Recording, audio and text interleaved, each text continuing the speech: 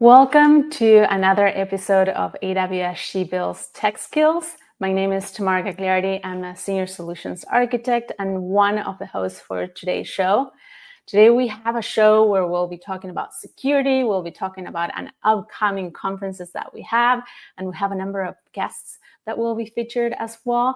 I'm co-hosting today with Jane. Jane, if you want to introduce yourself and maybe we can double click on some of the topics that we'll cover today. Yeah, thank you. Hey, everybody. It's great to be here. My name is Jane Ridge, and I'm a Senior Solutions Architect at AWS. Excited to be here with you all co-hosting today. So today we're diving into Builders Fair, and we'll go into a little bit more about what that means, but specifically the Builders Fair that we're featuring this year at our AWS conference, reInforce. So for those of you who are not familiar with reInforce, reInforce is our security-focused conference that we have. So it's going to be 3 days this year in Philadelphia, Pennsylvania, so June 16th through 18th. And basically, it covers all things security. And it's a great place for teams to come together, whether you're a CISO or you're a developer or you're someone just getting interested in cloud computing, just to learn how you can run your workload safely and understand what services are being launched and even get some hands-on experience, which is really awesome. Exciting to hear more about that. And given that you talked about Builders Fair, I'll be bringing on our guests, but we have a number of guests as well, right, Jane? That's right. Yeah. So this year, I'm excited to announce our Builders Fair. We actually have the majority of the projects that are being led and run by women builders, which is really exciting. So we wanted to feature all the incredible work that they are doing this year. So I'm going to go around with our panelists. I'm going to let them introduce themselves and just, if you don't mind, giving us a little bit information about you, your role at Amazon, where you're located out, and then just a one sentence about your project and what we're going to talk about. So I'm going to start with Namita, if you don't mind going first. Yeah, hi everyone. I'm Namita. I am a solutions architect here at AWS. I am based in Arlington, Virginia, and I work with mostly enterprise ISV customers. And a quick introduction to my project. My project is called Pac Defender, and it is a throwback to the classic Pac-Man game, which you all might have played when you were much younger. But it is a interactive installation for our customers to come in and educate themselves on key AWS security lessons. Awesome. I actually still play Pac-Man. I love retro games. So awesome. So Sonali, if you don't mind going next. Yeah. Hi, everyone. I'm Sonali Jana, and I'm a solutions architect for partners within AWS. I'm based out of Toronto, and great to virtually see you all. So my project is around biometric identity and a trivia game. So if you have played any trivia game, the classic Who Wants to Be a Millionaire, we all play Kahoot. So my project is based around that along with your biometric identity. So think about all the mouse clicks that you would need in your playing a game has been replaced by now just scanning your palm over devices. So hoping to see you all in there. Super cool. That sounds really interesting. I'm excited for us to dive further. Isabella, do you mind going next? Yes, thank you. Hey, everyone. It's great to meet you all. My name is Isabelle Charette. I'm also a solutions architect at AWS. So I work with both French and English customers, mainly in SMB and ISV, and I cover customers mainly in Montreal.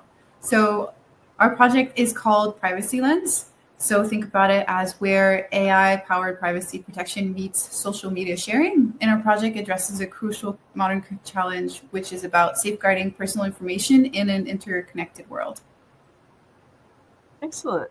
And rounding it out, Fabrienne, if you could go next. Hi, I'm Fabrienne, a serverless specialist solutions architect based in Singapore, and I help customers across ASEAN to accelerate their application modernization journeys. So my project is Threat Hunter 360 Degrees. It's an immersive virtual reality game where you use the MetaQuest 3 headsets and take on the role of an AWS security investigator. So you enter this 360 degrees security operations center and you need to detect, analyze, and stop escalating cyber threats before it's too late. Love it. They all sound like a lot of fun. And I think that's sort of the spirit, right? That's awesome. Yeah, and as you mentioned, Jane, part of Builders Fair, it's kind of like a science fair back in the day when we were in school. There's a lot that happens behind the scene in order for all of you to then be showcasing now at reInforce your projects. I'm super excited that we have parts of all over the world here, as well as different type of projects. Before reInforce, there's a submission period, and then you make the submission, you create your teams, and if you select it, like you ladies that you got selected and your projects will be at reInforce, then you start building. All of you are builders at core, otherwise you wouldn't be submitting for reInforce. So we'll dive into each one of your projects, and you can share more about your project, an overview of the project itself, and also what inspired you, so that those that are attending or will be attending reInforce can already look forward for something. Maybe Sonali, if you can start with your project. Absolutely. So my project, as you see on the screen here, is Handy Identity. And but I'm also curious, we'll be jumping when it comes into to each one. reInforce, there are a lot of project submissions at AWS. We have a lot of builders. However, less than 10% of the projects are selected. So just in case your project is not selected, that shouldn't discourage you from building. You can always build for all the builders out there. So yes, so when my project was selected, our project is around a service called Amazon One. Amazon One is a service in preview. If you have walked into Whole Foods, if you have walked into those general stores and you tap your palm on a device and everything magical is happening, your payments are done, your health records are being scanned. So that's the device that we have in for our group. Now, if whenever you are architecting something, we typically hear 5 nines of SLAs. Now, this device gives 5 nines of accuracy. So that's like 99.999% accuracy. So we were demonstrating secure biometric recognition that enables identification with 5 nines of accuracy, which is more than a double retina scan as well, iris scan. When you come to the booth, where there would be trivia games for you. And since this is a security conference, we have made the questions on security, and users and attendees can just tap their palm over these devices, and they would be playing for a trivia game and competing for the leaderboard. Now, when our project was selected, the first thing that we did was to plan out the architecture on how we would use this core service and other AWS services. And the first step is to build a minimal lovable product. We have all heard of MVPs and MLPs, the minimal lovable product. So we start with the core technology, the core service that can demonstrate what we want to demonstrate, and then build around services. Now, reInforce is in June 16th, so which is a few weeks or days. Yeah, I would say just few days ahead, and my project is still building. So there's always room for improvement, and we are still building, but our core idea is already there. Excellent. Spoken like a true builder, building until the minute that you are at the conference. Looking forward to the project in action, and also how you brought some of that technology from other parts of Amazon as a company into a solution and focusing on security. Isabel, if you want to maybe jump in and also share a little more about your project. Yeah, of course. Thank you. So a little bit of background. We are a team of solution architects, and we were looking for an opportunity to build together, to collaborate. So we were brainstorming on a project to work with AI and see where it could lead us. And initially, we were looking at reInvent and the Builders Fair there. But then we learned about reInforce, and we were like, oh, let's look into this. So we decided to put our ideas together, take on a little bit more of a security direction, which is when we came up with Privacy Lens. So at the Builders Fair, what happens is that Privacy Lens offers a hands-on demo experience where users can upload and take photos. And they can watch in real time as AWS AI services scan for privacy risks, right? For example, visible addresses, credit cards, ID badges. So PII, right? So personally identifiable information. So you can either post save images directly, no PII detected, or use our AI-powered tools to automatically blur sensitive information before sharing on our privacy-focused social platform. So what you can take away here is this. We have an analysis system powered by a trusted AI framework that transforms social media sharing by identifying potential privacy risks in your content before posting it with actionable insights and potential vulnerabilities in your photos. And what I want you to think about transparent AI is a knowledgeable advisor, right? Who explains every recommendation. So unlike a black box of AI systems that provide unexplained results, our AI clearly shows its analysis process. It also highlights each conclusion in terms of how it reached it, and also highlights detected privacy risks. It explains why they matter, and it demonstrates how everything works in the background. So this transparency ensures that you make informed decisions about your personal information. That transparency of being able to see that thought process behind it, I think it's a lot of what customers are looking for too. And you mentioned PII, so many of our customers looking at making sure that that data, anything that's sensitive, that only specific people that should have access to that data have access to it. So looking forward to that in the expo floor. And I know, Namita, you mentioned about Pac-Man. Maybe if we can hear a little more about that. Yeah, of course. So our project, starting out, I mean, we are a collection of builders and non-builders coming into. We heard about reInforce, we heard about Builders Fair. I and some of our team were personally interested in presenting something that we could actually learn some of those skills that went into building something like this. So we started out with something we all loved, which was Pac-Man, and we thought, what could we do to help educate like AWS customers about security lessons and how to secure their AWS account, especially if you had no idea about any of those concepts coming in. So we took Pac-Man and we're like, why don't we use Pac-Man to educate and help and have fun while learning? So that's how Pack Defender was born. What you'll see when you come into our AWS into our booth is you have you come in, you use a controller to actually play with a robot that runs on an actual physical 3D maze, and you'll be able to learn key AWS security lessons with how to deploy services and how that can protect you and mitigate against different security threats. And that's kind of how the idea was born. I think it's fun to see the gamified and learning approach to it. I tend to learn better by playing as well. And I also wanted to highlight behind each project, as we can see, there's multiple people helping to make it possible. With that, we'll jump into the last project. Hi, so essentially what inspired our project was our previous reInvent project. So our team first got into Builders Fair in reInvent 2024, and that time our project was Catch Me If You Can, which is an immersive virtual reality money laundering detective game that challenges customers to uncover money laundering schemes.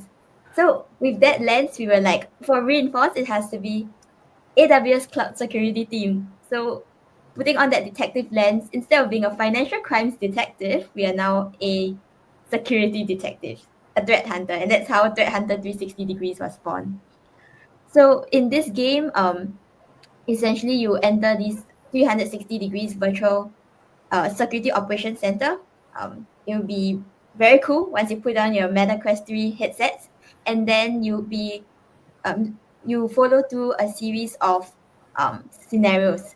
So you'll be able to detect, identify, and investigate each security incident, and then decoding, basically, how do you analyze these incidents using AWS native security services.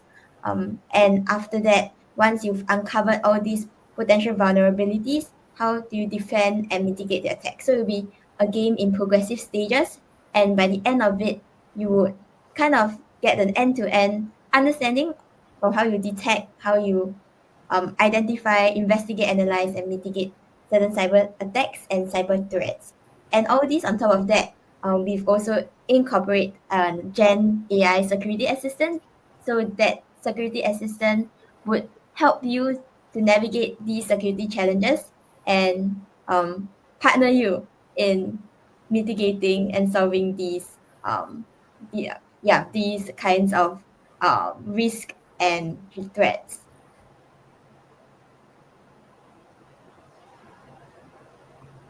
That's so I would so jumping into that, like Fabrienne, when you had the idea around how you wanted to do this, I know, so I have done Builders Fair in the past, and I know that there's a big difference between like when you submit an idea and like you have something you're excited about, and then the reality of actually making it work, right? As a builder, of how you put those pieces together. So can you talk a little bit about what your design process was like, of, you know, how you took the idea of, you knew what you wanted to build, but actually getting the technology pieces together, and as a team actually getting that in place? Right. So I think at the very start of the design process, we have the vision, we have the idea, but the first step would be translating it into the UI UX, what the user experience will be like. So Queen and I actually like really we mapped out that whole user journey. We think in terms of how a person would be able to go through all these scenarios, how a user be able to what kind of experience they are able to get, and what the scenarios, how would it progress through the stages. So once that UI UX is out, and then the next stage would be the build itself. So like the back end, the front end, etc. So so just to give you an example of the one of the stages. So let's say what will happen is an incoming traffic spiking rapidly, spikes in HTTP 502 errors, spike in requests per second, CPU. Then from there, they would be surrounded in this kind of 360 kind of dashboard panes. And then what would they do in that scenario? Yeah. So that's an example. And for the front end, we have decided to use a web. So even though it's on the MetaQuest 3 headset, and usually we are using traditionally you will use game engines to build this kind of games. We are building this entirely using JavaScript. Yeah. And then for the cloud, the cloud part, we'll elaborate later in the next question. Okay. Are you still, just curious, because I are you still in the process of building as well, you know, or is your project completely done? Yes, it's still in the process of building. Next week will be the Cheong week. I think we are like halfway there. So yes. Yeah. Yep. That's I completely understand. We tend to make it work, right, as builders. That's right. You know, Isabel, with your social media privacy, like viewpoint on the privacy lens within that, were you, you know, when you thought about the design, was that clear in your head, like from the beginning with the team, or was that something that you all had to, you know, brainstorm around? Can you talk a little bit about like how you iterated around that? Yeah, absolutely. So for a design process for this, we had an approach where we went back to the drawing board, right? Because when we were brainstorming, it was all there as well. But what we did for this process was, you know, just start off by whiteboarding and drawing out the architecture, everyone together, so we could discuss where the gaps were in terms of where we need to learn more on a certain subject, who has a specialty, who has interest for specific points, right? And we also did something similar in terms of front end and back end. So that's, you know, how we split it, just to see like who has the expertise and interest to go from one side versus the other. We split it with logical like milestones and deliverables, just to have like a high level plan. And one thing that we wanted to make sure we kept time for Privacy Lens was play testing, since it's quite an interactive project, so it has a big interactive component. And when you go through play testing, you do get valuable insight from other perspectives in your project. So that's something that we're discussing actively along, because we're also still in the process of building, and we do have another playtesting event coming up soon. And to answer your question, there's also something else that really helped us is working with existing workshops and labs at AWS to help us learn and build.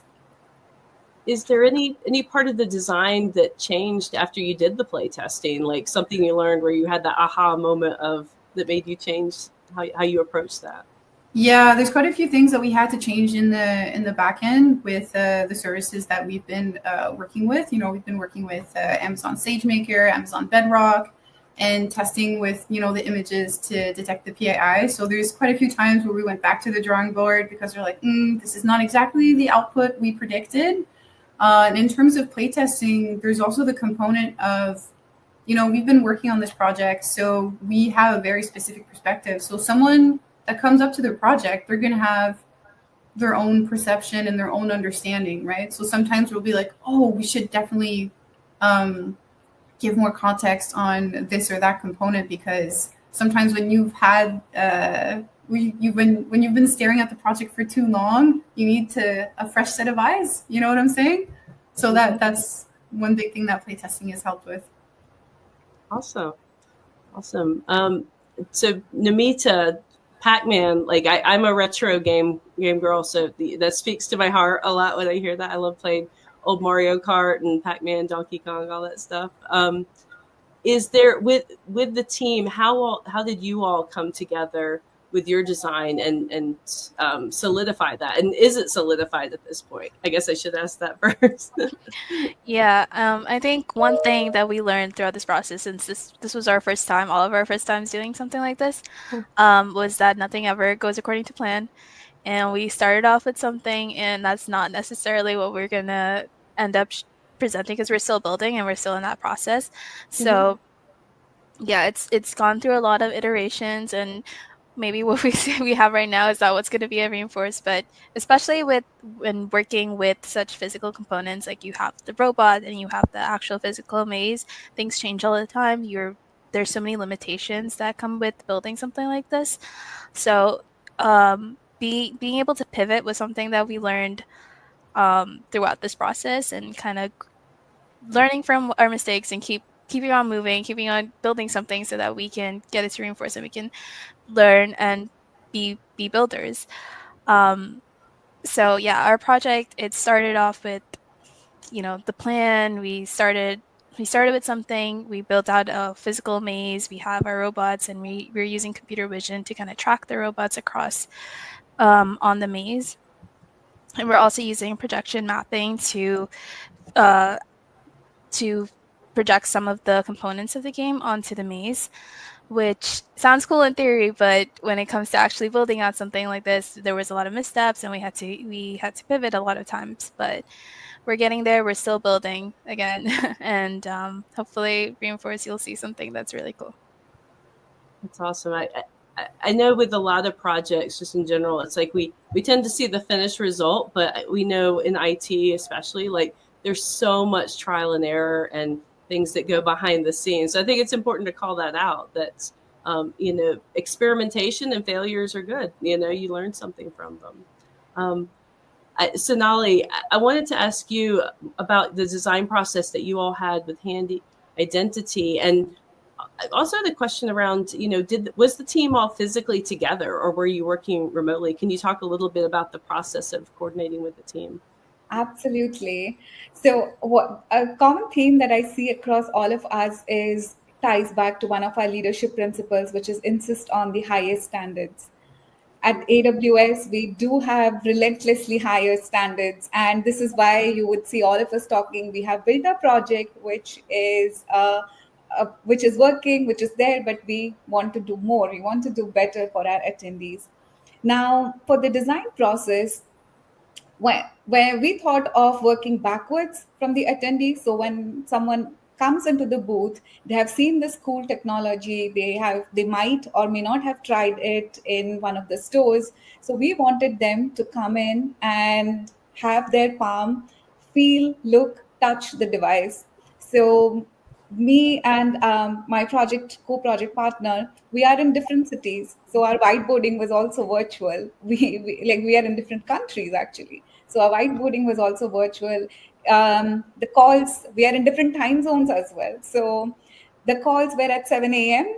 or at 1 a.m. So it is in the night or in the day. So that means like the design process was 7 a.m. fresh, our brains like fresh with ideas, and by 1 a.m. we would reconnect to see what we have achieved through the day and what more is pending. So that's how our design process was, working backwards from our attendees to make this experience more fun, more engaging. And there are two things. In the beginning, we said this is like a science fair. So we want attendees to have fun and be engaged in this project. So come to our booth, and then you will see a very engaging project. You will compete for leaderboards, and there are prizes as well. So come and have fun. Now, talking about the visual, when you are working at 1 a.m., that's when you come up with crazy ideas like lively octopus. So you see an octopus on the screen. Our project is about identity, and we wanted to show them how we know who you are without actually knowing who you are. Now, what that means is we are collecting some data of yours to know, but we are not linking that data to any of the identity, like your name, your address, your social insurance number, nothing of that sort. But we just have one information about you, which is your pattern in their hand, and then we'll discuss about that when you come visit the booth. But what we are saying is, come in, take a badge, assume that you are a octopus or any animal. There are multiple icons to choose from, and we just have that information, and with that information you can play your game, you can revisit your answers. If you want to if you didn't get a spot in the leadership, you want to come again and do that question again, it remembers who you are without actually knowing your identity. So that's the part. And all our elements within this web page or within the hardware that is there, our design included hardware and software. So we were also thinking of how to pack all these physical devices into a teeny space in the booth. So all of that is just stemming from two core principles: fun and engaging. Thank you, Sonali. Looks, I'm ready to just slide my hand there and play now, wondering what other animals I could be represented as. Like you mentioned, everything is about fun in this section of Builders Fair. And a lot of you also shared the behind the scene of how you had to pivot. One of the core items was pivoting and re-engaging and going back to the drawing board. Haven't heard, Fabian, on your end. You mentioned you're building both the front end, the back end. Curious if you can elaborate a little more about either the services. You also have some hardware that you're using. So what does that look like? Right. So essentially, Threat Hunter 360 degrees, as I've mentioned earlier, is built entirely using JavaScript. So what this means is that even though you're using the MetaQuest 3 headsets, you don't have to download any game whatsoever. It's designed to run directly in your web browsers. So this would allow you to just type the link, the CloudFront link, and from there you'll be able to play the game immediately. So for this, we are leveraging this thing called WebXR technology, which would allow this kind of games to provide immersive experiences across various devices. In this case, we are using MetaQuest 3, but it can also work on other devices like Apple Vision Pro, or you can even load it on the computer, let's say a Chrome browser, etc. So that is for the front end, JavaScript. And then for the back end, I can elaborate a bit more on the cloud infrastructure. Essentially, the game is hosted on S3 is just a web application architecture. So static assets on S3, and then the content is served and distributed via Amazon CloudFront. And for the back end, it would be using a serverless architecture using API Gateway and AWS Lambda, as well as Gen AI services. So for the Gen AI services part, we are still exploring different architectures. Currently, what's working is using this Amazon Transcribe for speech to text, and then you have Bedrock to process the request, output the response accordingly, and Amazon Poly for the text to speech. But because recently there is this launch of Nova Sonic on Bedrock. So Nova Sonic is essentially a model that unifies speech understanding and generation into a single model. So you don't have to have, for example, these three components of speech to text. Then you have the Gen AI model processing itself and text to speech.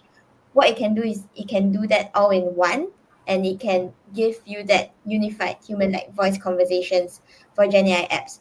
So this is what we are trying to explore and pivot towards. Still in progress because it's quite challenging. We are trying to use ECS and Fargate to containerize and deploy this, and we also need to establish like WebSocket connections for bidirectional communication, etc. So this is work in progress. Hopefully it works, and then if it really fully works, we will pivot to this architecture. Also because it will provide better latency and hence better experience for the users later on. That's a lot of different services that you're packing in there. I can definitely see you have challenged yourself, which is great. It's an opportunity to have fun while doing that and experimenting. That's awesome. So I'm just thinking about like the folks who might be watching this who are thinking, hey, I'd love to dive into projects like this on my own. I'd like to build a solution and think about something along these lines.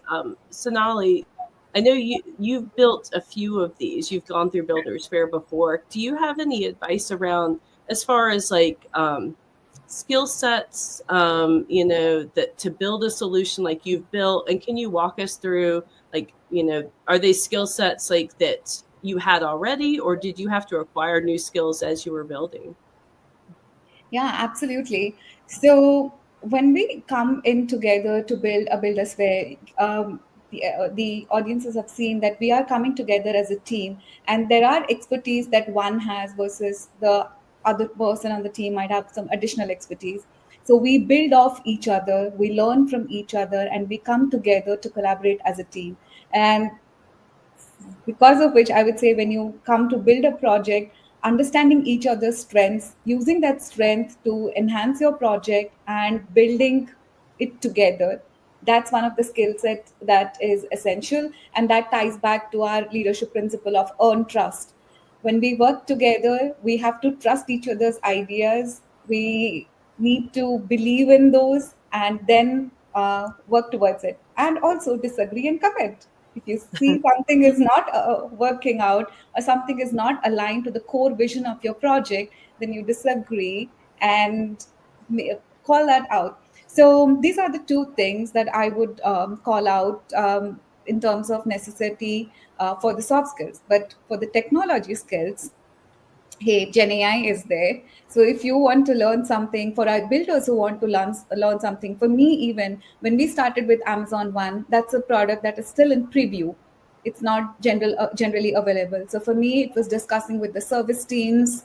And for our builders out there, they can use something called as skill builders to learn about services when they want to build on or off AWS. We have an amazing coding companion tool called Amazon Q. If hands up in the builder, I'm sure everyone in this panel has used some flavor of Amazon Q, right? Yeah. Yeah. So did I as well. So when we were coding and we were doing our part, Amazon Q. So there is technology out there for our builders. If you haven't tried that, please go out and try. So for our technology skills, I had to learn Amazon One, and now I'm an expert in Amazon One to teach our attendees when they come and they ask questions. Hopefully, I can answer. So yeah, technology skills are necessary, but there are means to learn it. And from the soft skill side, I would say build trust together with the team and make sure that all the ideas are aligned to the core vision of the project. Yeah, that's great advice. I mean, there's so many places, if you don't have a skill, like there's so many areas to go get that. You know, we have the skill builder. I mean, I know I go and I look at YouTube videos on things. I had something the other day I was wanting to learn. I watched a YouTube video, is on Bedrock Flows, and within a few minutes I was able to build. So that's great advice. Um, Isabel, within your team, because I know you have quite a few builders, did you all how have you divided up as far as skill sets? Did you basically divide that out within the team and different people learning different things? Like, what did that look like? And what were those skills y'all were leaning into from a technology perspective? Yeah, I mean, it's for us too, it was also an interesting mix of both technical and soft skills. So we did have quite a few people that already had a background in software development. So what we brought in on the tech side was obviously like people's different expertise with different AWS services and software development, version control, and we sprinkled in some Gen AI, but probably more than sprinkled, like we have a lot going on there. But what we thought was interesting is that you don't need to be a machine learning engineer to work on a similar solution with services like Amazon Bedrock, right? So like I was saying earlier, we got started with workshops at AWS and then went from there, which made it really approachable and easy to understand to get started. And for us, like a big difference was the soft skills, because what really made this work was networking within AWS, because Gen AI is such a fast-moving pace that we found ourselves reaching out to AI specialists and learning from them and building those connections. And it became really this amazing collaborative learning journey. And going back to one of the keywords we were saying earlier in terms of pivoting, let me tell you this. We had to get comfortable with being wrong and to pivot quickly, and sometimes completely backtracking and revisiting another solution, which is totally okay, right? Because it happens a lot with innovation. You have to be able to adapt along the way. So that's something that we've encountered quite a few times, and not necessarily related to skills, but a big challenge we had, actually, yes, related to skills, is getting 6 busy solution architects to align their calendars to meet together. Because yes, we have like back end working, we have front end working, but we also have to do integration and bring everything together. So time management, prioritization were definitely key here. But yeah, also interesting mix of technical and soft skills. I like how both of you covered both new technology. I put both my hands up because I use all Gen AI tools, from like coding to try to like figure out new ideas. It's an amazing companion. But like you also mentioned, Isabel, being able to just quickly select somebody. I do it a lot too when I'm like reading blogs. I'm like, who wrote it? Look internally and reach out to the person. So continue to broaden that network. It's key for us solutions architects. Pivoting back to the core of what reInforce is about, which is security, compliance, and it continues to expand in those topics.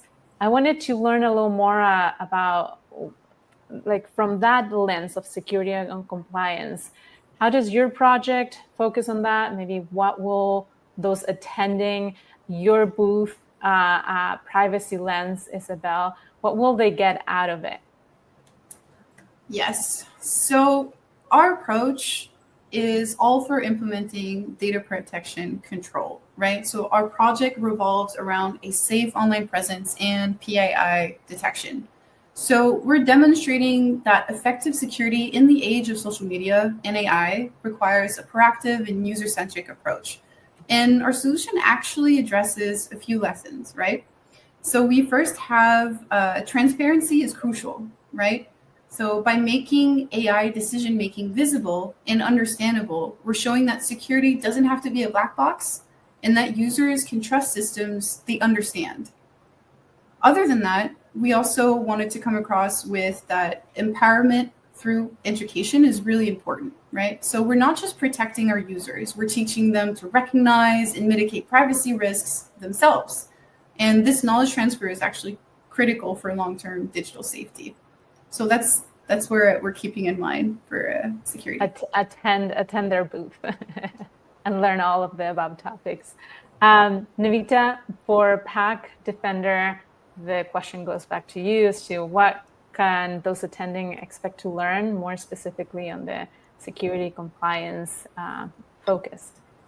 Yeah, absolutely. And I think jumping off of what Isabel said about empowering customers, empowering people coming and visiting our booth to learn and secure their AWS accounts, even if they started at a at a beginner level, or if they're experts at AWS security, they come and learn about different security threats that they could face as they are building and then they're working on AWS, and how they can protect against things like that using common AWS services, like for example your AWS Shield or AWS Guard Duty, Amazon Guard Duty, and things like that. So like within our project itself, if you come in, you are going back to Pac-Man components, you have your ghosts and you have Pac-Man, you have the power pellets. Each of these things represent different security threats, like maybe like DDoS or credential theft or things like that, and also the appropriate security service and how you can implement security controls by doing a specific or collecting a specific dot. And we also focus on teaching Gen AI security as well as just threat detection overall, while also just keeping that educational and arcade gaming aspect. With reInforce coming up, I guess one of the things I remember the first time I went was just I was looking forward to so many things. So I guess, Fabrienne, do you mind sharing, like, what are you looking forward to going outside of Builders Fair, of course? So this will be my first time going for reInforce. I'm really excited. Yeah, last year was my first time going reInvent. This year is my first time going reInforce, and I saw the scale of reInvent and how cool it was. So really excited for it. Very excited, especially to see like all the innovative and cool security projects, latest innovations, AWS innovations in security. Um, yeah, seeing all these demos, etc. And on top of that, also having like insightful conversations, just talking to people, meeting people who are passionate about security and AWS cloud. And of course, showcasing the 360 degrees itself. Of course, Yeah, for it. definitely. So yes, definitely visit our booth. It's gonna be super immersive, super fun, and super educational. And you will take away how to better secure your AWS cloud environment, how to like implement multi-layered defenses, mitigate threats, cyber cloud attacks, etc. So yes, Awesome. visit our booth. I guess sort of comparing that, I think Sonali, if I remember right, this is not your first time going, right? You've been there before. So Yeah. what about you? Like what are you looking for as a veteran? Yeah, it's I have been to these conferences before, and it's awesome. It's amazing. That just excites me to go one more time and visit one more time. I would build off on what Fabrienne said. It's always fun to meet people. That's my favorite part about these conferences. You meet people who have learned or who are asking questions, and that just gives you like, oh, I never thought about it. And people who would show and build something cool like that's we hear stories, we hear customer stories when people when our customers go on to stage and they share their success stories. We hear about them and we see the extensive use of technology and the various use cases that can be there. So that excites me most about meeting the people, hearing our customer success stories, and meeting our fellow co-builders. So you have an idea of that's how the projects are going to look like, because we get to see a preview of these projects internally, and then when we go out there, The way this has been designed, considering everything and keeping security at its backbone, that just shows the art of possible. We talk about state of the art. Come visit Builders Fair to see the art of the possible with all these AWS services. And if you are in the conference, there are typically new products launched, new services launched. So you're getting first-hand information on those services, and you get to try workshop just firsthand. So innovative learning, state of the art possible with Builders Fair, and my absolute favorite, loving people and building the community, meeting the people and building community. I love that. I mean, as much as we are in technology, at the end of the day, it's all about people, right? And helping improve lives and the impact we're making. So, and the connections, I love that part too. I would agree with that. So for the people at home who are like, hey, this sounds cool, but you know, I'm not really presenting at Builders Fair. What does this mean to me? Like, how could they get started? Like, what would, building their own project potentially look like? Namita, what are your thoughts around that? If somebody watching is just thinking like, how could I do something like this, even though I'm not at Builders Fair, where could they start? Yeah, I mean, starting off, like you begin and you start with your think big ideas. You have your vision, you have your ideas, but once you've actually presented that, when you go into building the project, you need to start small, start simple, start with your minimum level product, like Sonali was saying. Start with something that's simple, that works, and then add your features slowly. And you won't know everything that you need to know when you start down, so you break it down as much as you can. And there's a lot of challenges, especially building something that you've never built before. So be quick to learn, be quick to adapt and pivot if you need to. And again, there's so many resources out there for you to learn. There's people building all the time. There's Gen AI now to help you like reduce your tasks from like maybe an hour to like 5 minutes if you use your prompt management correctly. But yeah, there's so many avenues to learn. So that's kind of where I would start, and that's kind of my advice as I have been going through this process. Yeah, I love the idea of the think big, like the art of the possible, and then making the reality that you were talking at the beginning. Yeah, great advice. And Sonali, I would like to end with you. Like, what's your advice for somebody wanting to build their own project as well? Yeah, I would say start with a clear goal, like what you want to achieve out of this. And in fact, like think about why you want to do that. Like they say, the greatest innovations are from the smallest problems. So like why you want to achieve and what you want to achieve, you can start with a clear goal, and all the enhancements onto that will just come through as you repeat and iterate through the process. And please do not be afraid to seek feedback. So if you are not sure of something, there is open source community, there is AWS builders community, and even if you see someone on LinkedIn, please feel free to reach out. Like I'm sure all of us are ready to help. Feel free to reach out to any one of us and ask us about our project. If you want to learn from something, if you want to share your ideas, share that with us or share that with someone who you know is an expert on that topic, and learn from that, because that will give you feedback on something the other person can share their lesson learned, and that would just help you in increasing your efficiency into that project. So keep improving, start small, and definitely go big. Thank you so much, Sonali, for sharing your point of view. One of the topics that you mentioned, it's meeting people in person, and sometimes that also helps you build a community. Wanted to highlight there are AWS meetups out there within, I know we're talking about reInforce now, but there are other summits as well, AWS summits, where sometimes you can connect with other people, as well as virtual events, that those will help you on building that community if you're more of a one-to-one person type of communication. With that, I know we covered so much today. I am so thankful for all of you for joining today, sharing your experience.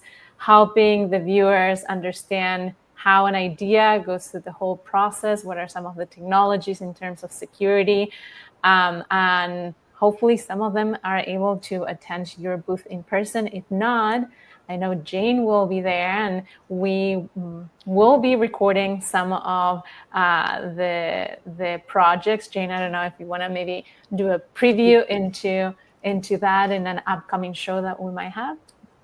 Yeah, absolutely. So we will be there on the floor watching these projects in action. We're going to take some videos so that for those of you who can't be there, we can show you in person like how these wonderful, talented women went from an idea to this building process to the reality of what that project turned into. So I hope you can either come to the Builders Fair itself, or we invite you to watch in a few weeks as we post that video. Excellent. With that, again, thank you all the builders for joining us and sharing your experience, and stay tuned for the next episode and for seeing it in action at the expo floor directly from reInforce itself. Thank you all. Thanks. Thank Thank you. you, everybody. Bye. See you there.